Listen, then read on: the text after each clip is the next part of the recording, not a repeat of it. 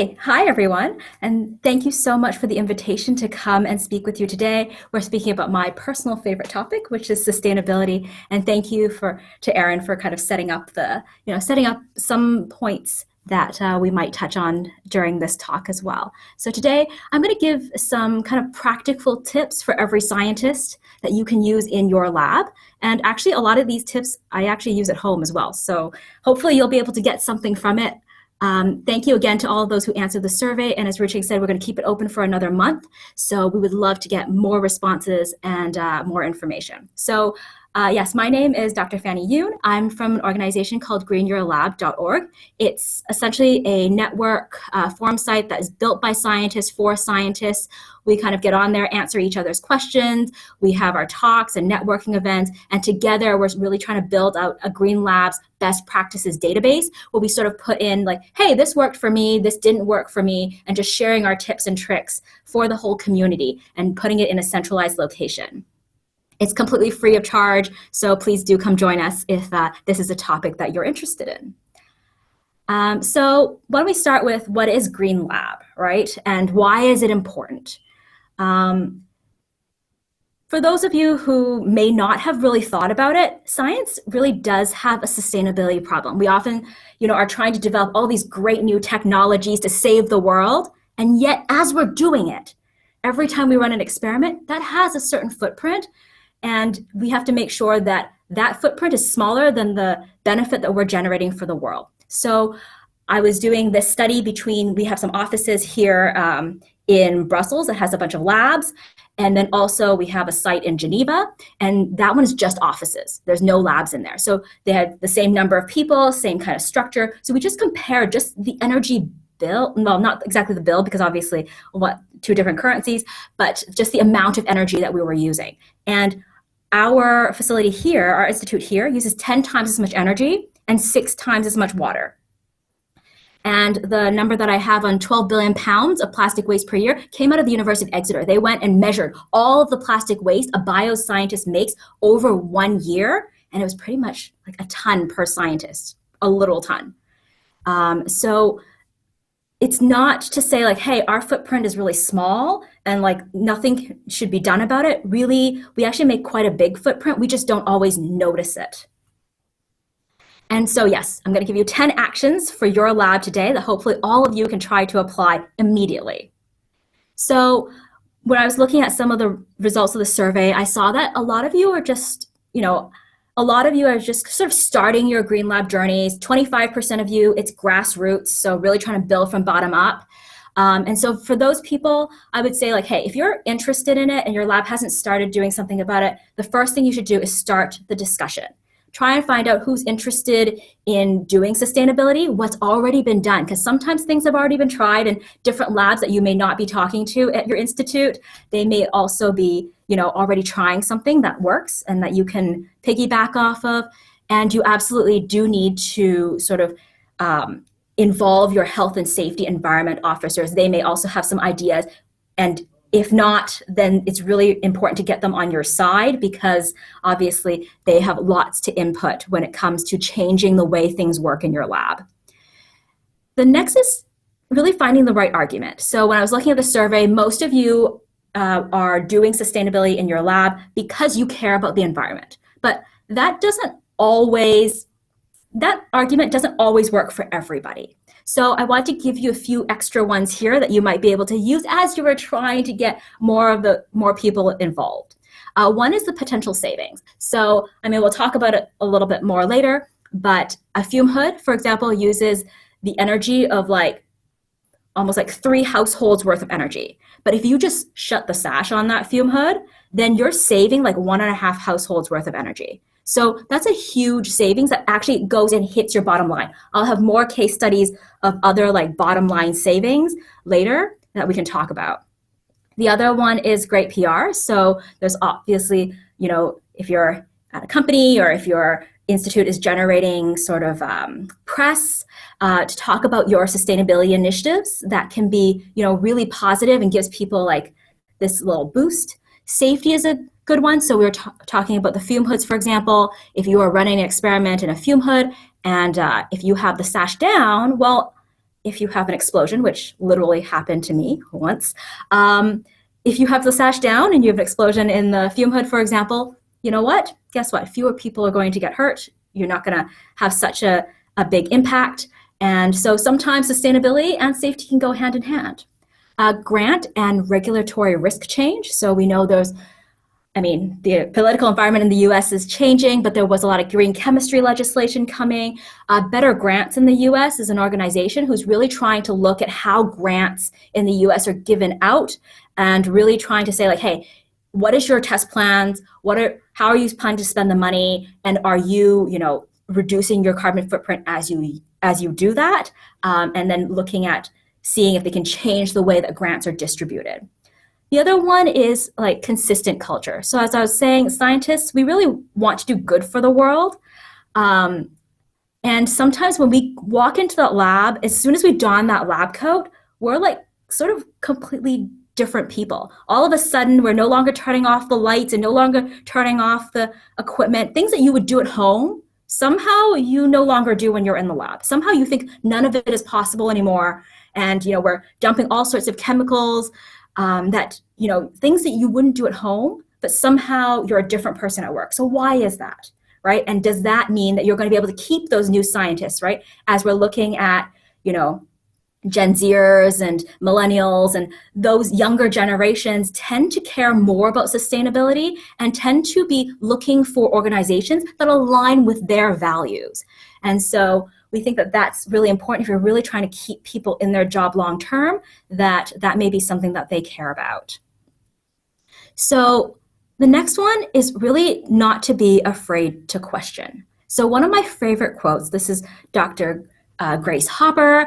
I believe she was like the first PhD in mathematics in the US, and she was a naval software engineer, and she developed the first compiler.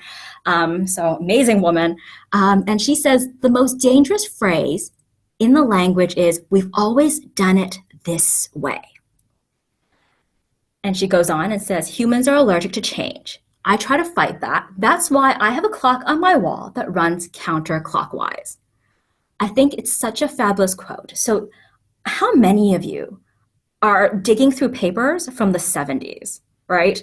We're always going back and we're sourcing all those papers and we're following protocols. When was the last time those protocols were edited? Are they edited for this day and age? Or are you still taking something where that person, perhaps was not thinking about sustainability? Why do you do the things that you do? And when was the last time someone looked at changing that? And so here's an example. When I was doing my PhD, you walk into the lab and they're like, yep, there's your minus 80. I'm like, okay, minus 80. My assumption was that somebody had done some sort of study and figured out that minus 80 was the right temperature for my freezers. And I didn't question it, just continued on. And it isn't until I learned that actually back a few decades ago, they used to be minus 70s. And actually there's not a lot of literature evidence. Well, actually, I've yet to find any. So if you guys have any, please send them over. And if you have any the other way.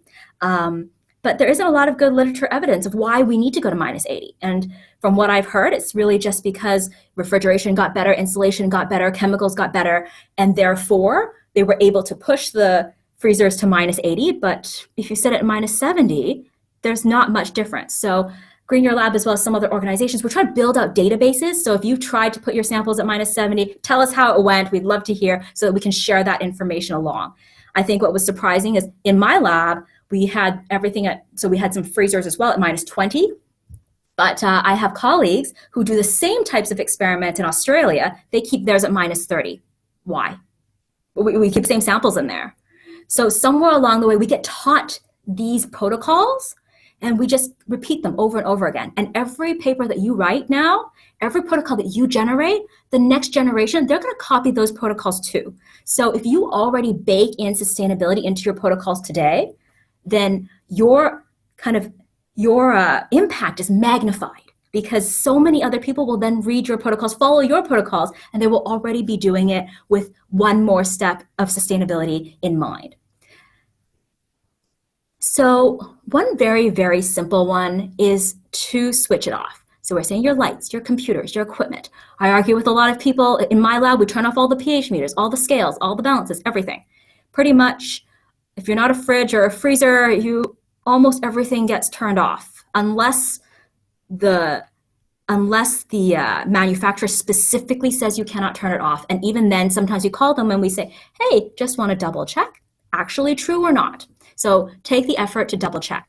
A really good example of this, so in my lab, we have lots and lots and lots of ovens. We have rows and rows and rows of ovens.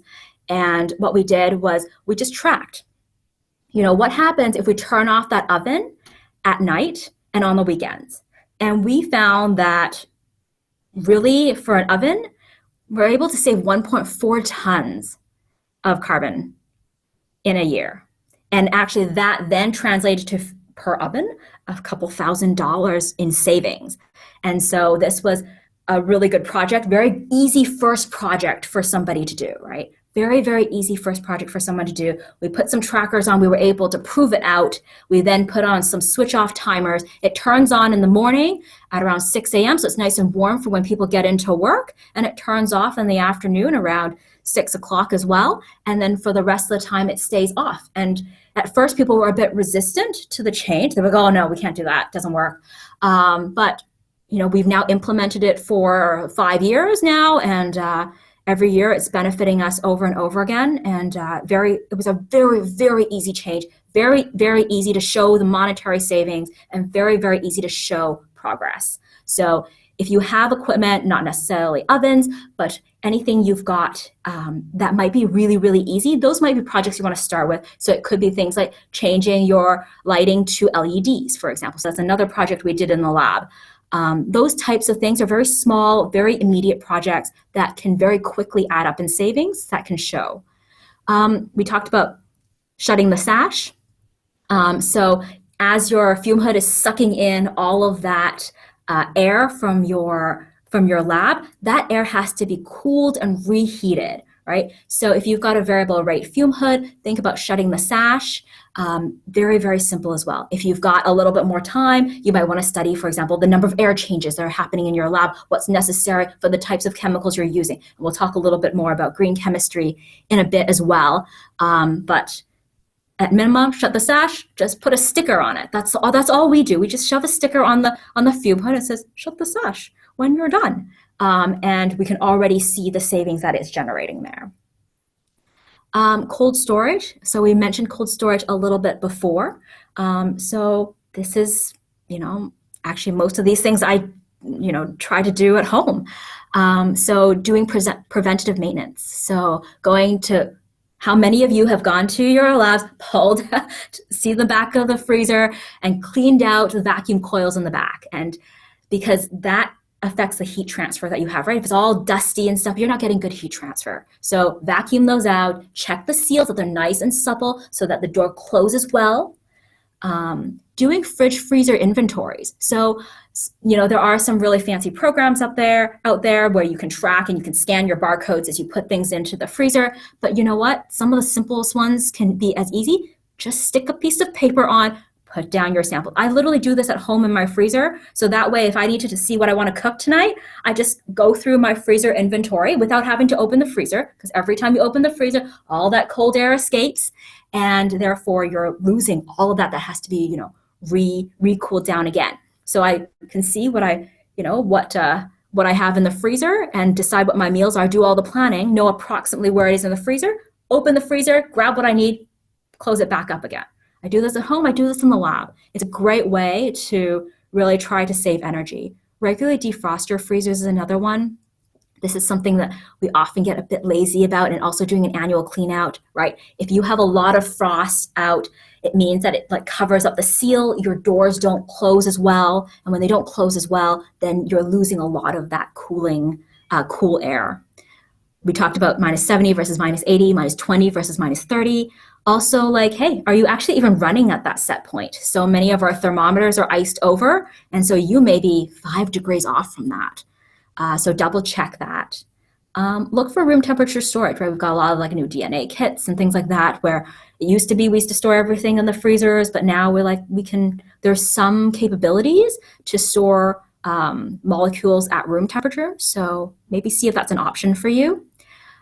Sharing is caring. So if you find you have a freezer that isn't maybe you've done such a good job cleaning it out. Now you've made all this extra space, and the lab next to you as well. Maybe you guys can share a freezer and shut down the one that you're not using, right? And of course, buying in general, just buying like energy efficient equipment can be also a very valuable thing. So, yep, don't forget about your fridges and freezers.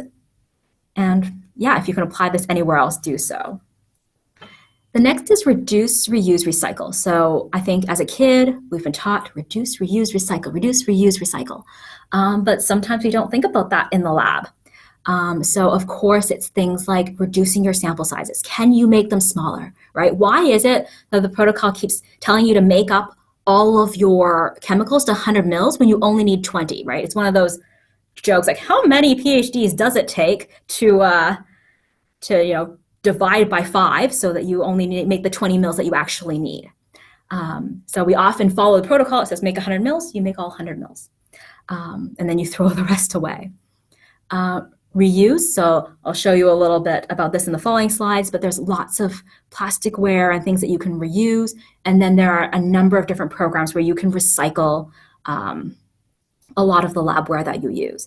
So here is a video of someone who is cleaning their serological pipettes. They go tip up, sipping warm water.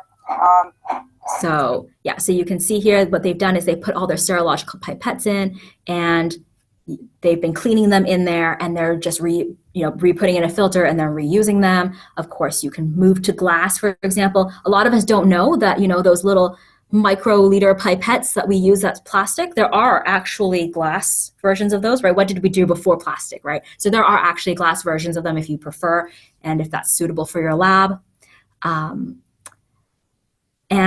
This is from the University of Oxford. So they have a little get up where they go and wash all of their centrifuge tubes and then re-autoclave and reuse them. I know somebody who 3D printed a nozzle head for their sink hose so that they can clean 96 well plates, for example. You clean them, you can, you decontaminate them, clean them, re-autoclave them, and you can use them again. Here's a great one is to refill your pipette tips. I know some of you mentioned that you actually already do this, which is great. It takes a little bit of manual labor, but I have an interesting solution for you. So this is a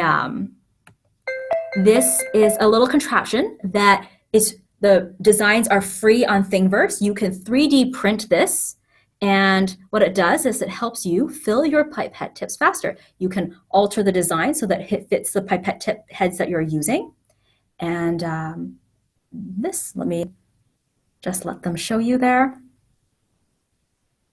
And then voila, all your tips are loaded. So free on Thingiverse, go download it and 3D print it. Very easy, very simple, and very, very efficient. So another one I wanted to mention is that, hey, some of the things that you use in the lab, if you've decontaminated it, are there other uses for it that you might not be thinking about, like outside of the lab? So I know people, so for example, this gold one here was actually somebody was on one of those like Craigslist sites actually asking for pipette tip boxes. He says like, hey, yeah, I make these tool boxes and I'd love to, reuse pipette tip boxes. So have a think about how you might be able to reuse it outside of the lab as well. Whether it's like, hey, I've got a bunch of styrofoam boxes because, Sigma shipped me, a tiny little tube in a big, huge box. What else can I do with those boxes? Can we use them for shipping somewhere else? Or what are those ice packs? What else can we use with them? Can we send them to a sports facility who might need extra ice packs, or a dance studio, or those types of things? So there are often uses for your lab waste. We were careful to call it lab waste because for one person's waste, maybe another's treasure, but to think a little bit more broadly than your lab. So when you do have waste, right, because that's a bit inevitable, the key is separation, signage, and recycling. So having really, really great signage is essential because it can be very, very confusing to understand what goes in what bin. And we know, working with waste haulers, that if your waste is not well separated, they either won't take it or they'll just incinerate it. They're not going to do any recycling or any extra work for it.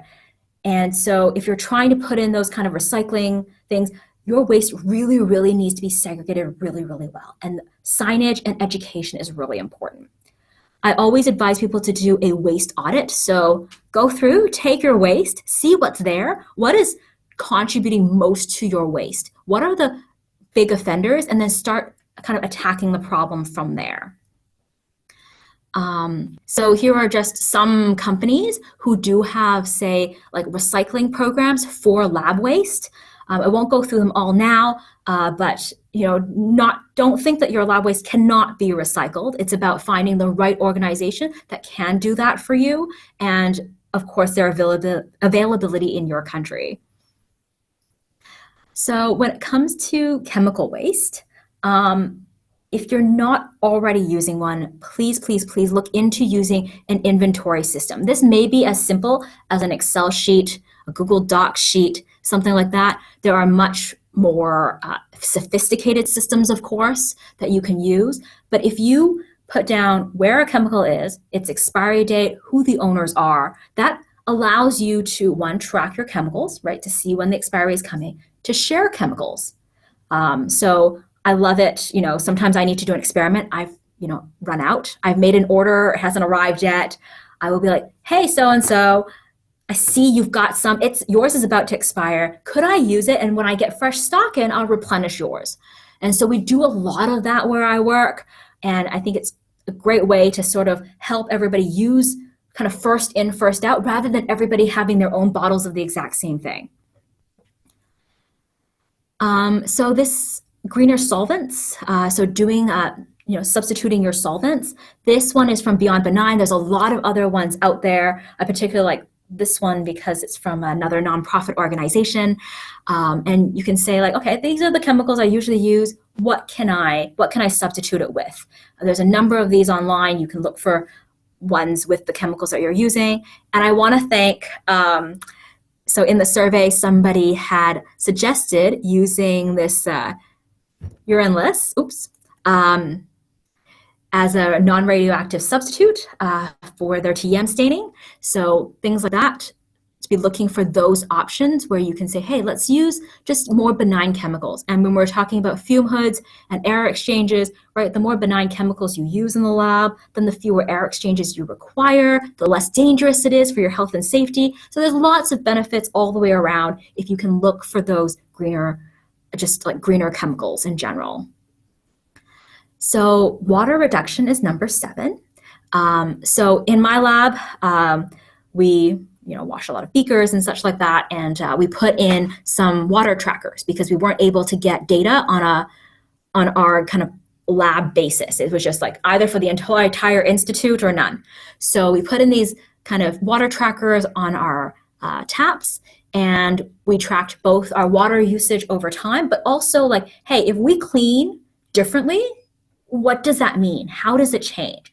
And we took what was most common in the lab, and then we said, hey, if we optimize that cleaning process, we could save 9 times the water and 12 times the energy. And then we put together kind of like SOPs of how you can wash your beakers better in order to be more careful with the water that you use and more efficient with it.